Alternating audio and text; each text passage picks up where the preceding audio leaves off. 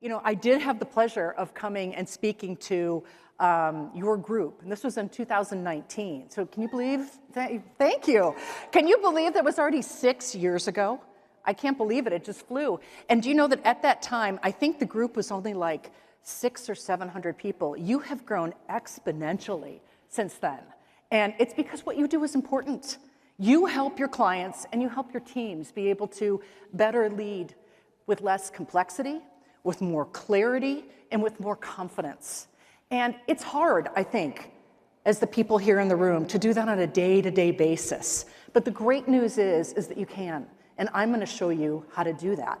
You know, when I was talking with Michael and the team about coming here and talking about unleashing the power of simple, I said, why this message? And they kind of laughed. They said, well, this is a group of people that deal with a lot of complexity. This is a group of people that are incredibly organized. The term type A was used a lot. And they're people that have to deal with a lot of things. They're used to it because they've been around the block a few times and they're looking for something new to solve their problems. And it was funny because when I was talking with the group, I said, they've been around the block a few times. What does that mean?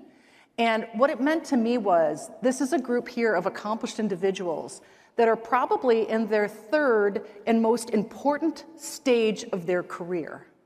And if you don't know what the 3 stages of a career are, because there are 3 major stages, I'm going to show you what they are and see if these resonate with you, because it sets the stage for today. So here's the first one.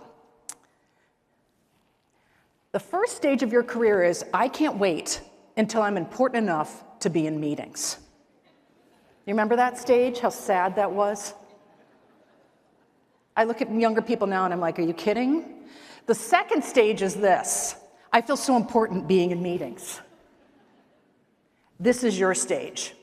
I'd fake my own kidnapping, never to attend these meetings again, right? We laugh because it's true. How many of you would like to have more simplicity in your lives? Okay. And how many of you are tired because you wake up with a plan, but no matter what you do, your time gets hijacked by the unplanned and unnecessary? Anyone? Me too. But I can tell you that there are ways to take control. Here's the most important thing that you have to think about today, which is, I think a lot of you probably sit here and think, it's me, I'm the problem. If I could only be more organized, things would get better. Or you look around at people or your peers and you think, how come they can do it and not me? And I'm here to tell you that the problem is not you. The problem is how we have organized and think about work. And it's time for us and everyone around us to stop trying to improve people to do more work. And instead, we've got to improve work to better leverage our people. And that's a fundamental shift. I'm going to show you how to do it. So here's something to think about. How did we get here? Complexity is really interesting because it overwhelms us. Do you know that, did you see today Glassdoor announced that their #1 word of the year was fatigue? Between that and the Pantone color of white, we're really batting 1,000 here in 2025, right? So what's interesting with complexity is, here's the thing, is again, it's not you. It's how we think about work and how organizations were structured. And when you really look back and you think about how organizations are put together today, it started in the Industrial Revolution, well over 100 years ago. And things were actually organized and hierarchies and systems put in place for good reason, because there wasn't a lot of unplanned and unnecessary things. Things were organized, things worked, change didn't happen so quickly. But now the unplanned and the unnecessary happen so often, it's not uncommon. And in our effort, with the best of intentions, we try and wrap our hands around this complexity and this chaos. And what that does is it makes us put in place, by some statistics, by over 500% more in the last 10 years, more committees, more reports, more plans, more meetings, more emails, more. And when the companies are overwhelmed and the people inside them are overwhelmed, the answer can't keep being more. So what does it mean for us? Here's the great news. Simplicity is more than just a productivity hack. It's a strategy. It's a solution. And I will tell you, I just got back from working with NBC and Eli Lilly, literally in the last week. And these are incredibly complex organizations that are killing it right now because they operate with simplicity. Simplicity unlocks so much for their teams, and I don't just mean to make them more productive. That's not a good message. You don't go to your teams and say, I need you to simplify to be more productive. They will hate you.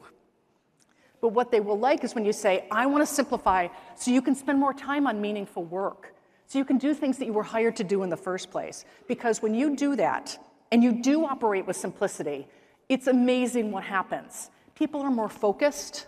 They show up every day with more intent. They're happier. They believe their bosses more and trust them. Creativity and innovation explodes, and you make more money. So there's lots of good things that can happen. But if you don't like the soft stuff, let me tell you the hard stuff in terms of numbers of how to think about it. And I know some of you are individual practitioners and some of you are at big organizations, but the point remains the same. Think about this. So here I am, and I'm at NBC.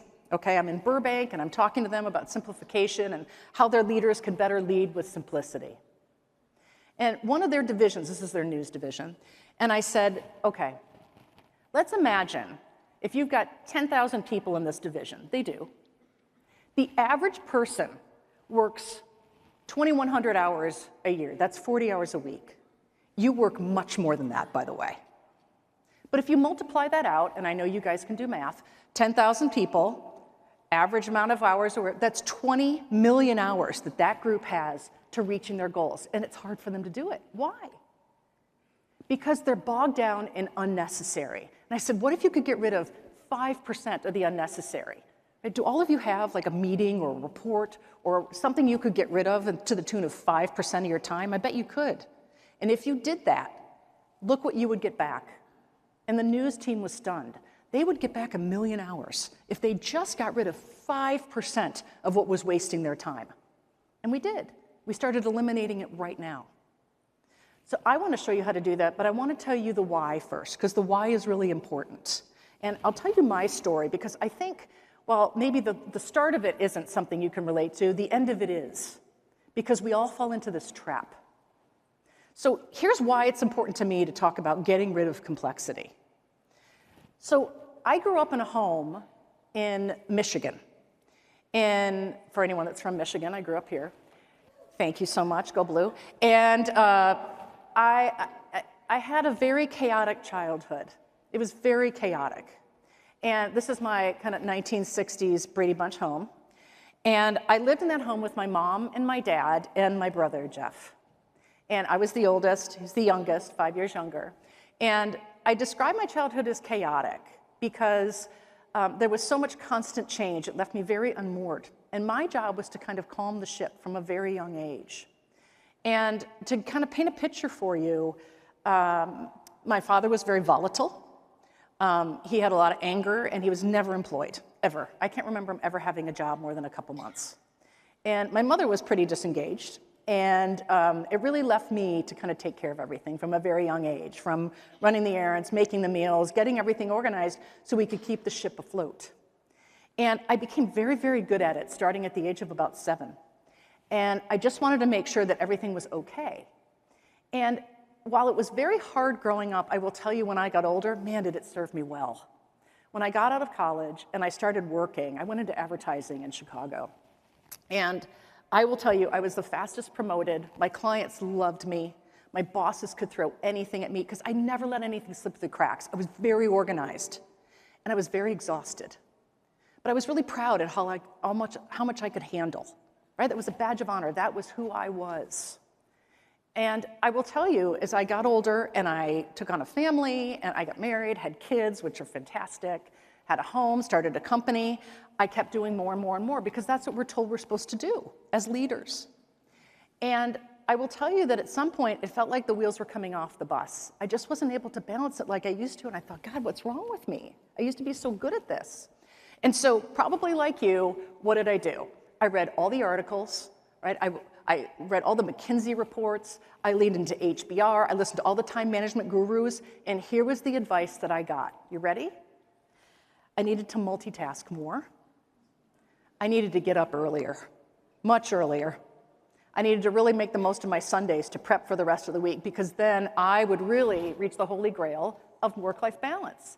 And I will tell you, I leaned in hard, like you, right? I'm going to do this. I will tell you, that was terrible advice, because there was no amount of to-do listing that was going to help me spreadsheet my way out of this thing.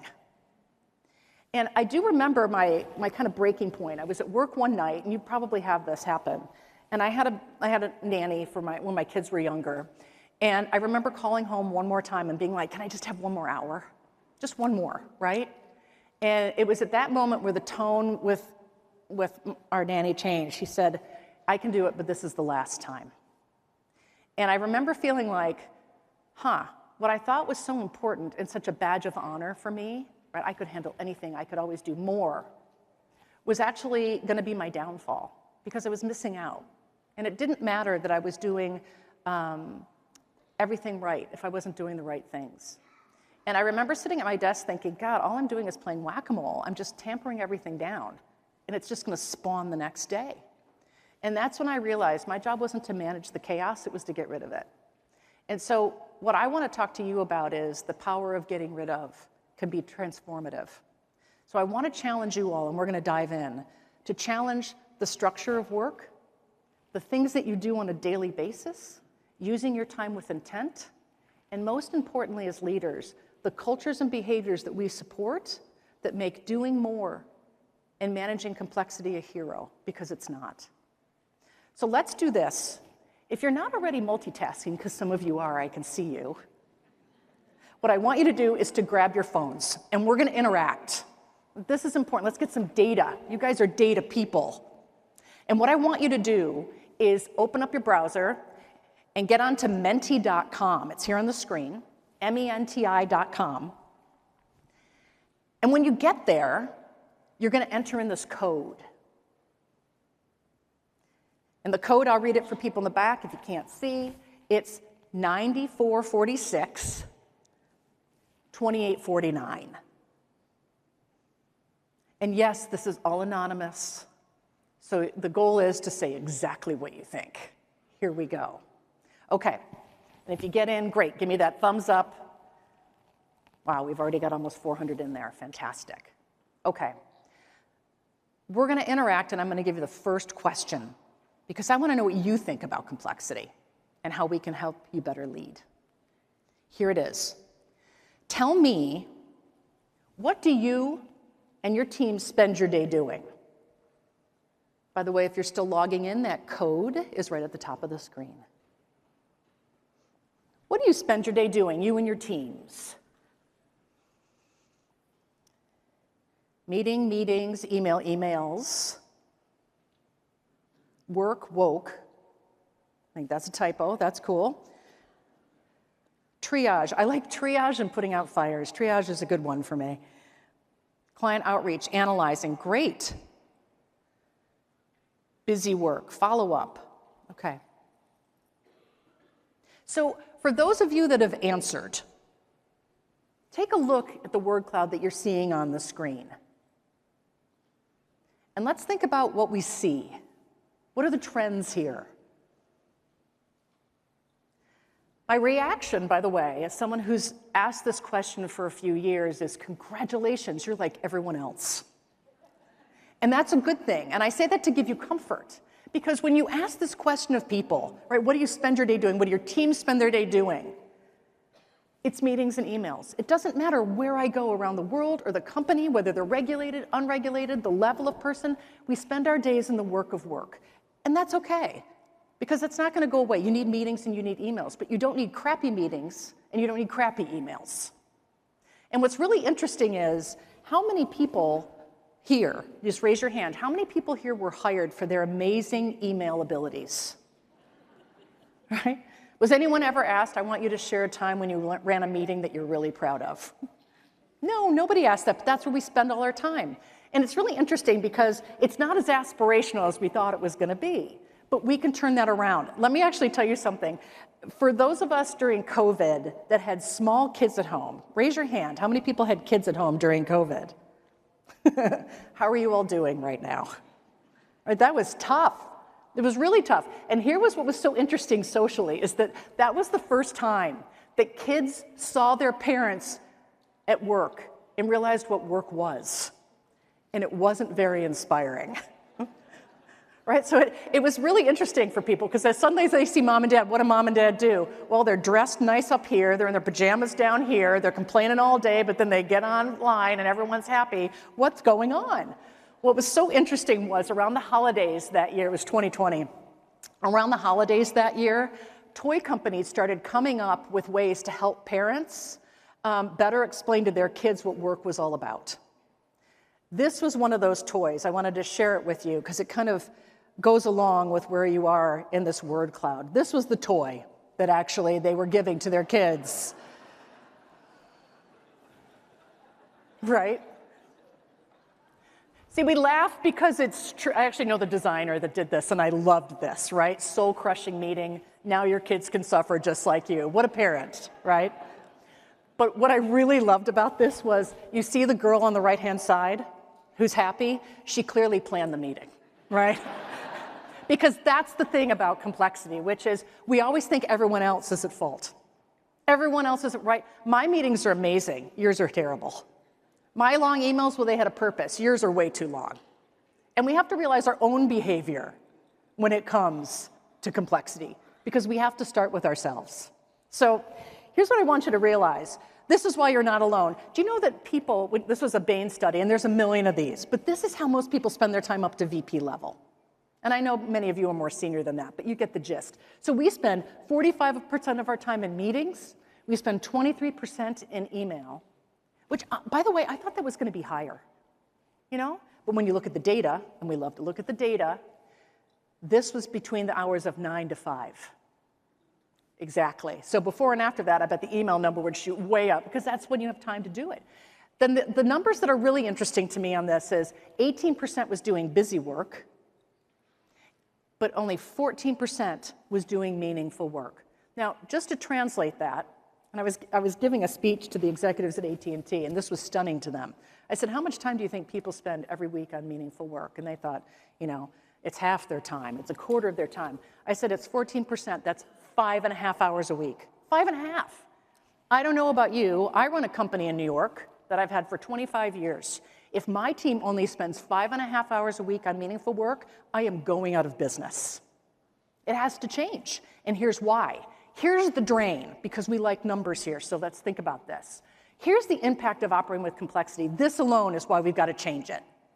We miss, as organizations, almost more than $500 billion in growth because we're distracted with crap. People are disengaged, people are burned out, and it takes on average 10% of our profits away from us. 10% we just give away because of complexity, $250 billion. That alone should make you go, oh my God, I'm getting out of here and I gotta go simplify right now. But why don't you?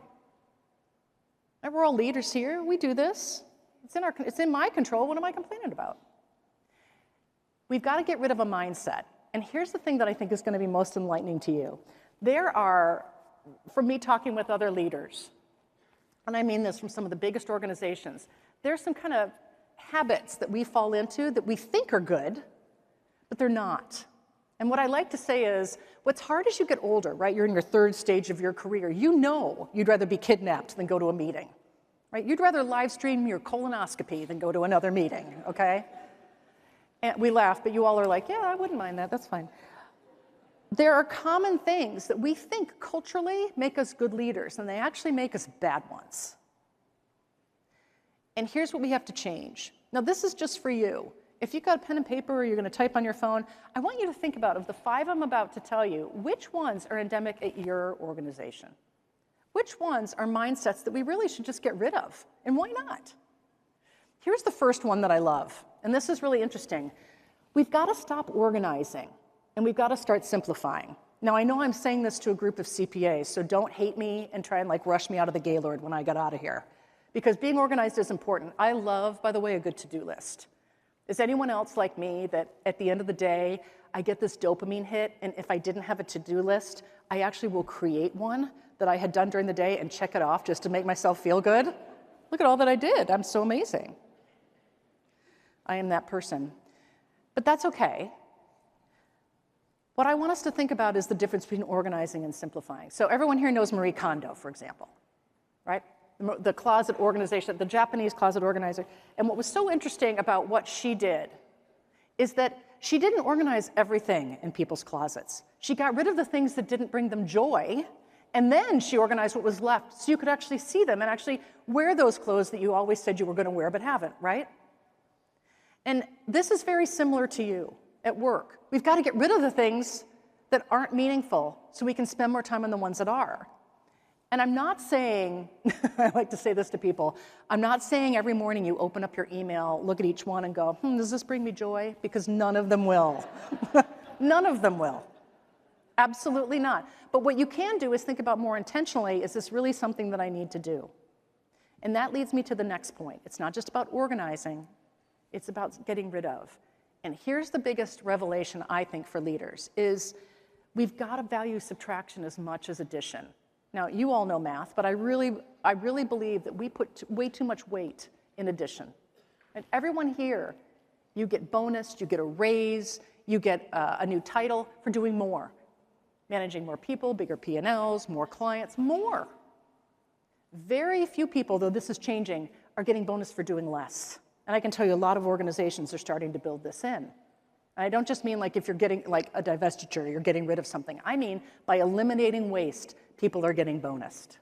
And that's a powerful message. Your job as a leader is not to be a builder. That's the wrong way to think about it. Your job is a sculptor. Your job is important to get rid of and actually sculpt the organization to reveal the masterpiece of what's most important. And then when you start thinking that way, you lead differently. Here's the next thing, and now we're really getting into things just for you. How do you actually spend more time on compass and less on clock? I mean, when I ask people, here's what's interesting. At the end of the day, you go home and you talk to your spouse, your friend, your partner, whoever, and they say, how was your day? What did you do today? Here's what I bet happens. The first thing that pops into your mind is your Outlook calendar. And you start going, well, at 9 o'clock I did this, 10 o'clock, because you think in terms of your calendar and in terms of linear time. That's how you organize your day. Most of you aren't leading. You know what you're doing? You're executing your calendar. You get done with the day. I got through all that. Day is done. Mission accomplished. Is it? Because what we sacrifice by doing all the things on our calendar is that we're giving away our time. And this leads me to the next piece. And this is the most important for you as leaders. We need to build in more time for thinking. Just by show of hands here, how many of you wish you had more time to think? Everyone does, right? But we don't, and it's so interesting because time to think is important, right? It sets that compass, it sets that clock. And I'll tell you why this is important, because it directly leads into how simplification drives innovation, and you don't realize this. Do me a favor, grab your phones again. And here's what I want to hear from you, first thing that pops into your mind. Where and when do you do your best thinking? You probably don't think about thinking. Where and when are you doing your very best thinking?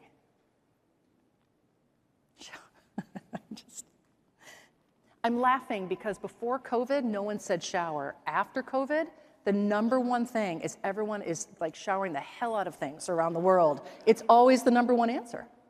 Shower. Okay. Now for people that are answering and already have answered, take a look at this again and let's see the commonalities. Because once again, congratulations, you're like everyone else. In a good way, because you're human. I know we had a lot of talk about AI, but I'm telling you, humans where it's at as well. So here's what's interesting as the answers are coming in. Here's the things that you always see. We do our best thinking, typically when we are alone, although I don't know your shower, but I'm saying alone. When it's quiet, typically, and not at work. I've never, ever had it say on the word cloud that I do my best thinking on a Teams call, right? While checking my email, Never, ever has that happened. And it won't, because that's not what we're thinking we're doing. But what's interesting about this is when we want to actually get an idea, I'm sure many of you just wrapped up your strategic planning, you're going into next year, everyone's hopeful, we've just got some stuff done, but really we were going through a lot of strategic motions.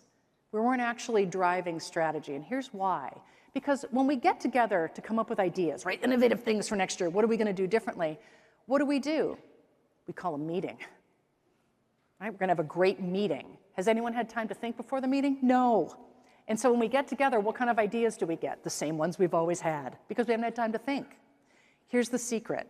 Simplicity drives innovation because we get our best ideas when we are alone, but we build our best ideas when we are together. And that's why it's important for us to give people time to think, because then we're going to be able to better innovate. Simplicity gives you the time and the space to do that.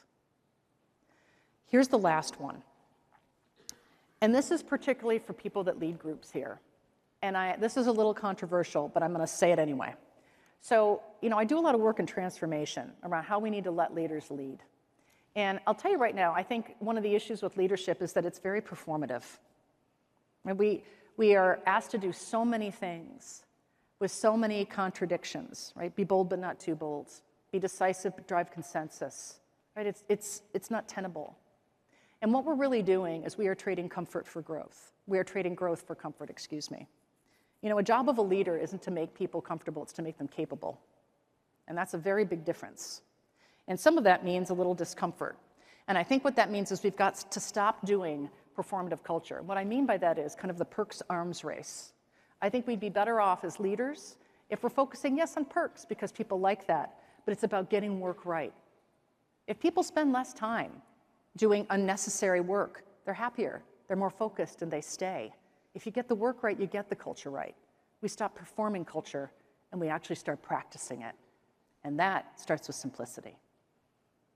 So here's the thing. There are many organizations, by the way, because now, when you say something, and then all of a sudden you look for it, you see it everywhere, that's what's going to happen with you after this speech.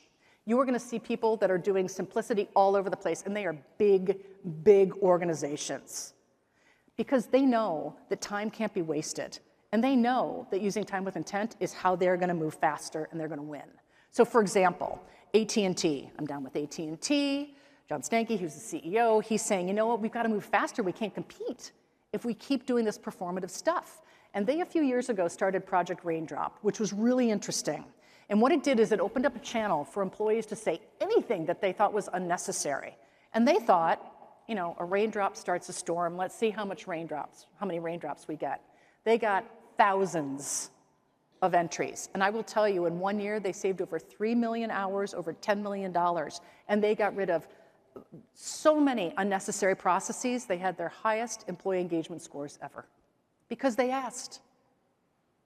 Another one that I really love is from Google. And I always tell this story because I meet with some folks at Google in New York City. And I hate using a Google example because, Google has more money than God. But they're going through a lot of change right now. Right, the whole search is dead issue is a little bit of a problem unless they pivot to AI. And so what they realized they needed to do was stop having people waste time on crap. And so some of the very rogue VPs there, they started something called Cut the Crap committees. How many people here would love to start a Cut the Crap committee at work? Why can't you? It's free. No one's stopping you. I can't believe a boss would say, no, keep the crap. I really like the crap. Get rid of the crap. Here's what they do. They actually have in their group, because they want to make it safe, right? One of the biggest things that drives complexity and holds leaders back from leading is fear. Your fear of stopping something that might be bad, their fear of doing something wrong, their fear of looking bad, their fear of getting fired. So they wanted to mandate, hey, within these teams at Google, they assign 2 people every month to be the crap cutters. And their job was to go around and watch their teams in the wild working. Because how you think you work and how you actually work are probably 2 different things, right? I think I'm incredibly organized and smart and strategic, but if you ask my team, not always. And so these people that were assigned every month, they looked at everybody in the wild, and they came back at the end of the month, and they reported on what the crap was they had to eliminate. And it was cathartic. And then I'll tell you one more that I thought was fascinating. So Pharmaceuticals. I deal a lot in pharmaceutical companies. Why? Because they will tell you that they have it harder than everybody else. No one has more regulations than pharma. Until you meet with the government, until you meet with financial services, everyone thinks they have it harder. And at Merck, I met with the chief simplicity officer in Canada. He said, you know what our biggest issue was? Is emails. And it was emails that were sent by people just trying to be nice. He said, we have a huge problem with nice. Anybody here have that culture of nice problem? Culture of nice is a great thing until it's not. And this is about changing behaviors. And what he did is he said, you know, what really takes up our time? And people said, it's the emails that I feel like I have to respond to by saying thanks, got it, whatever. So what they started to do is in the subject line of their emails, they typed NNTR for emails that are just meant for you to read at your leisure. NNTR stands for no need to respond. They cut down their emails by 13% in just 3 months. So how do you change behavior in small ways, not just big ways? So here's my question to you. I'd like you to take your phones out again, and we're going to have a real introspection now. What do you wish you could spend your day doing? I know everyone says, oh, God, I got to deal with all this crap. I hear this, right, from my employees. Golfing, very good, guys. Yeah. Yesterday I had deer hunting. I'm like, what is going on around here? Okay, yoga. What do you wish you could spend your day doing? It doesn't have to be work-related. This is fine. Bonus to people using emojis, very creative. Beach, family, brainstorming, hiking, fishing, okay. Traveling, exercise, developing. Mentoring, right? There's hard and soft things in here. The reason I ask this, and it's great to ask your teams this, is because so many people say, oh, I wish I had more time. And then when you ask them point blank, yeah, for what? They have a hard time because they haven't had time to think. What is meaningful work? What do you want to spend your time on? This kind of question gets at that. It's interesting to ask at a status meeting with your team. Now look at the difference in this. There's personal, there's professional, there's hard things like processes, there's soft things like mentoring. But the idea is taking back your time, and that's not selfish to do. You deserve to be able to have your time back, right? It's a non-renewable resource, you'll never get it back. Being selfish with your time isn't selfish. Now here's the next question, and this is kind of the tough love moment. What's stopping you? You know what you want to spend your time on, golfing, vacation. What's stopping Matt? It's always Matt, isn't it? What is stopping you from spending your time on stuff that matters? Money, expectation, this is good. Overcommitment. By the way, this is the one everyone takes a picture of. They're like, yeah, this is what's stopping us. And usually it's the usual suspects, right? By the way, it's usually like my leadership, me, I see me up there. Guilt. There's a lot of behavioral things that come up here that don't let leaders lead. Boss, expectations, capitalism, fatigue, ego. And oh, I see we have a teenager in here that just typed in 6'7". Thank you very much for that. 6'7", I don't know. I want to stop, but I can't. Got to pay those bills, send the kids to college. All right, here's the thing. And this is the tough love portion, which is, this is the reason I want to ask you this is your moment when you're going home on the plane, or you're having a cocktail, whatever you're doing. Don't do it now, it's a little early, but that's up to you. Is what is stopping you? If you're the leaders, if we have some semblance of control over things, why can't we just get rid of something small? And the answer is we can. We just don't think about it enough. It's the intention piece. And I'll tell you a story around it. I don't have my phone here, but I like to tell this story that not long ago, this was last year actually, I have an iPhone, I cracked my phone. You ever done that where you like have a little crack in your screen and you're like, oh, this is gonna be fine, and then it gets worse and it's completely annoying? You think you're gonna get away with it, but you really should go back and fix your phone. Well, my husband and I, we both have offices. My office is in the Chrysler Building in New York City and he's down in Soho. But we work a lot from home. And we'd get together at the end of the day, in the kitchen, we'd meet. And we'd talk about our day. Oh, this happened, that happened. And for a while, I learned later, I would always talk about this happened, that happened, and I'd be like, God, I gotta get this phone fixed. It's so annoying. And finally, after a couple months of doing this, my husband and I one day, we met in the kitchen again. I'd had a particularly long day. And we opened up a bottle of wine. It was like 10 in the morning. And long day. And we met at the end of the day, and we opened up a bottle of wine, and I'm, how was your day? How was your day? And I'm talking, and I was just in that rut of like complaining.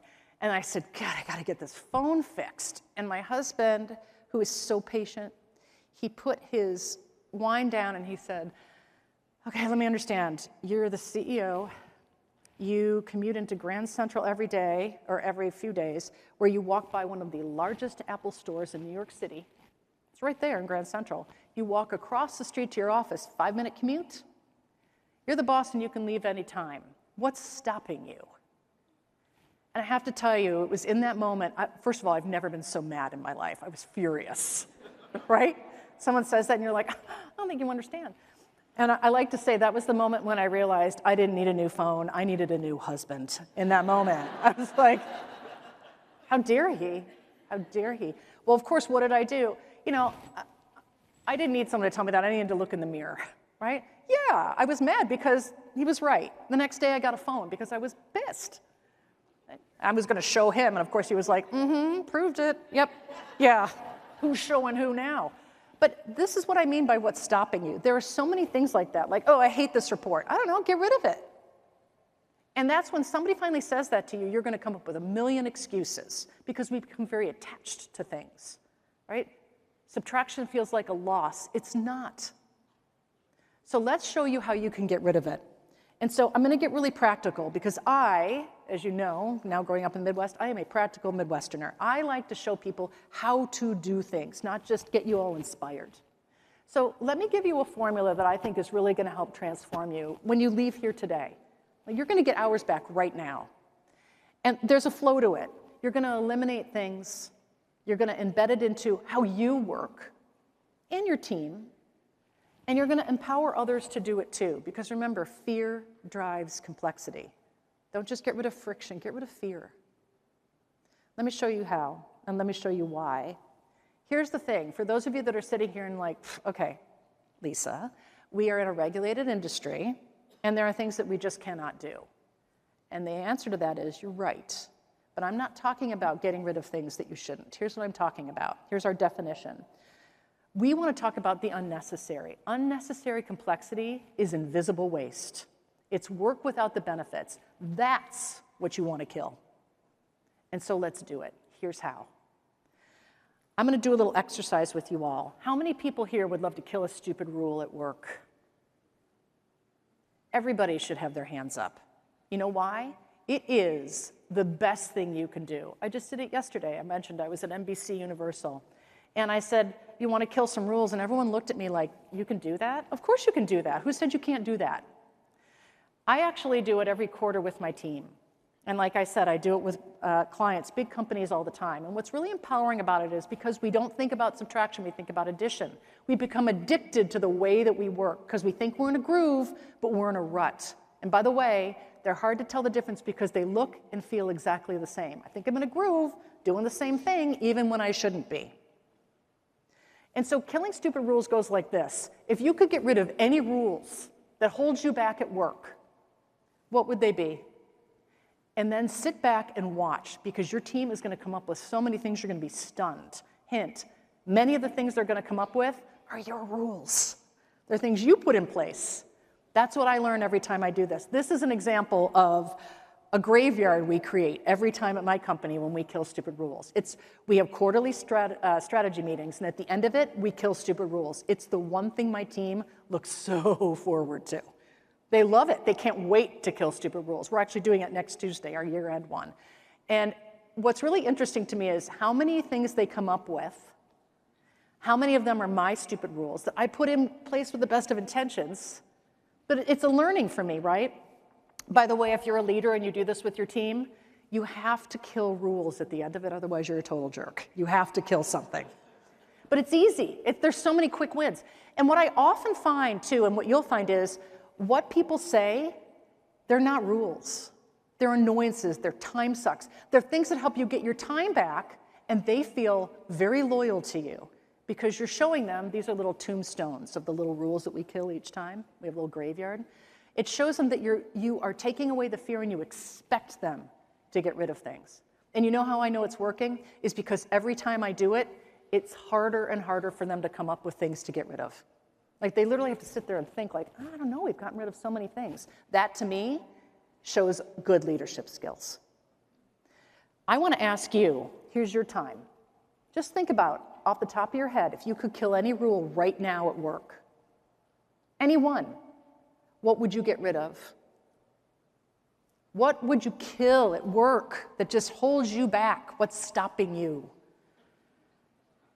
Well, there's a lot of time entry issues here. I'm going to ask the AV guys in the back if they can try and scroll up. That would be great. You've got to actually click the arrow onto the slide, and then it'll hopefully let you scroll up, or use the down arrow. So time entry, time sheets. Oh my God, guys, what's going on with timekeeping here?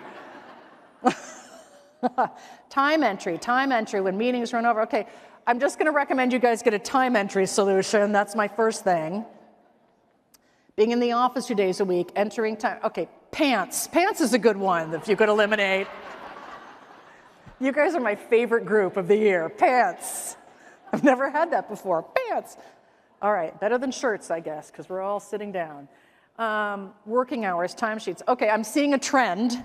I don't know if you are. Boss who won't reply immediately. Okay, here's what's interesting, is when I do this with organizations, like I mentioned AT&T and I mentioned Verizon, two very similar organizations that I work with. And I do kill a stupid rule. By the way, every time I do it, they come up with, this is great, when I did it with AT&T's senior leadership, they have 5,000 leaders that we train every year, 5,000. And within a minute, I've got almost 10,000 rules, just because I asked from the stage with them. Oh my God. Imagine if you do that with your team, what you're going to come up with. And what's interesting is AT&T has meetings and email issues. If you go and you talk to Verizon, same industry, it's decision delays. When you ask, I can see right now what the issues are if you were an intact team, and we can stop and change those behaviors. Hint, when you do this with a big group, here's something you can do. You take this data, you put it through AI, and you say, what trends do you see? What would you recommend that I do to get time back? And it will give you fantastic results. Okay, so we can eliminate a lot of things. What's stopping us? Here's the last two things I want to tell you. It doesn't matter how often you get rid of things if you don't make it part of your practice, and here's why. Rules are like weeds, they grow back. We love them because they give us a sense of control. And I want you to be able to not just put processes in place, but I want you to do it repetitively. And here's how you do it. Actually, I'd like to give you a thought from Kickstarter. And I don't know if many of you have used Kickstarter before, but it's really a great organization. And I met the chief people officer. Her name was Mai Tong, and she was there during the beginning. And I said, how did you make it so people could be so agile? And she said, because we introduced a policy that really set the signal for people that it's not okay to waste not just your time, but anyone else's. And they called it time crime. And I'd like you to think about this, right? Time is a non-renewable resource. Why don't we protect it more? I don't get why we get so mad when people waste our money, but we don't get the same level of mad when people waste our time. I don't like it when people waste my time, but you feel bad if you push back on people. Time crime was something where they said meetings are of last resort. If you're planning a meeting, you better say why. And they cut down their meetings by 80% because everyone was very intentional about not just how they use their time, but others. So how can you think about stealing time as a crime in your organization so people are more intentional about it? Your calendar should have free time. You should be able to block deep work on your calendar to think, not just do meetings. The next thing I'm going to tell you, and this is the last story, but I love this, and this is how do you empower others? I think many of us are busy, right? I mentioned the word of the year is fatigue. My God. I don't want fatigue to be the issue. I want inspiration to be the word. And what's really interesting is I want to tell you the story of Jayanne from Van City Credit Union. And she's somebody that I met at a financial services conference. And you know, working with credit unions, they tend to be, they're the nice guys in financial services. And I work with a ton of credit unions. They're just nice as the day is long. And what's really interesting about when I met Jayanne, she was at this booth at this financial services expo, like what you have out here. And everyone was going to like the real sexy booths. I went to see Jayanne, and I said, tell me about what you do. And she told me about the credit union, et cetera, and their ethos. And I said, what's your role? And she said, I'm the Chief Simplicity Officer. And I said, that's amazing. How did you become the Chief Simplicity Officer? And she said, I just decided that I was the Chief Simplicity Officer. I was like, I like this woman a lot, right? So for all of you that just want to be the CEO, you just get out of here and say that you are. That's really the takeaway here. And she said, you know, we were really not doing well because we were spending all this money on tech stuff, but we weren't spending money on culture and people, and they were drowning. They were spending all their time on crap. And she said, what I did is I put together a team, trained them in Agile, and we put together these simplicity sprints because people said they wanted to simplify, but they didn't know how. So I said, I'll be the how. Anybody can come to me with policies and procedures. The only requirement is if my team's going to spend a half day with you doing a sprint, you've got to get rid of something. That's the only commitment. We'll pay for it. You just have to come. And I said, how did it work? And she said, in our first year of doing it, we did 18 sprints. We killed over 300 policies and procedures. We got rid of almost 200 forms, and we had our highest customer service rating ever, just because someone put it together. Jayanne became the CEO next year. Simplicity matters, and it is rewarded when you do it right. So here's what I want to leave you with here, is I think simplicity is great because it's practical and you can get time back, but that's not what it is. You know, I talked about earlier about my journey, and I'll tell you that I thought from a very young age that being organized was made me very important. And I realized that my job wasn't to manage the chaos, it was to get rid of it, and that's your job too. Because the whole deal with imagining tomorrow is, I want you to imagine you actually wake up in the morning. Can you imagine this? And you look at your calendar and like, oh my God, I have so many cool things planned today. You go to a meeting and you literally leave there and we're like, that was really productive. I want to go to that meeting again. Or you go home at night like I do, you open up a bottle of wine and you stand there with your partner and you're like, I did the coolest thing today. I have to tell you that I really thought about for a long time how to simplify my life. I talked about it for a long time. Big talking, not a lot of action. But when I really simplified, and what I mean by that is not the lame simplicity like, oh, I'm going to get rid of that one carpool or that one meeting. I dove in hard. And it changed things for me. Not just because I get to speak about it, but I really took back, I feel like, my life on my terms. And what I mean by that is it made me feel better. My mental health was better. I was a much better leader. I was a better boss, for sure. And I will tell you, I was a better parent. I became a much better parent when I felt like I was in more control of my time. And so I really want you to think about what's in it for you. And imagine what you could do tomorrow, or what your team could accomplish, or who you could become if you weren't drowning in stuff that you didn't want to do or wasn't necessary. And I'm going to ask you that as our final question. Grab your phones, and this is going to be fascinating. What else would you be able to achieve? Or who else would you become if you actually stopped tolerating complexity? First thing that comes to your mind is really what you think. What else could you achieve? Who else could you become? Bonus points for whoever said God. You could become God.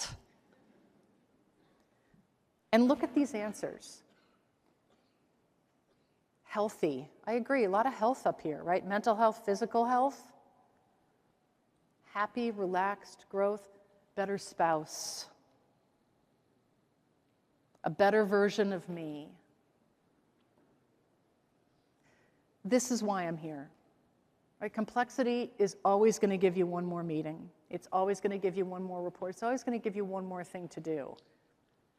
And I hope that some of the things that we talked about today are going to help you become something more. Here's why. I think that we're all here to make a difference.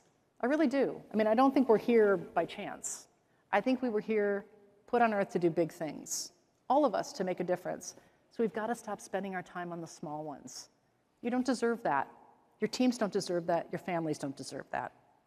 So thank you for having me here today. And I hope that there's something you can do to start using your time with intention. Thank you very much. Thank you. Thank you. Have a good rest of the conference, everybody. Thank you.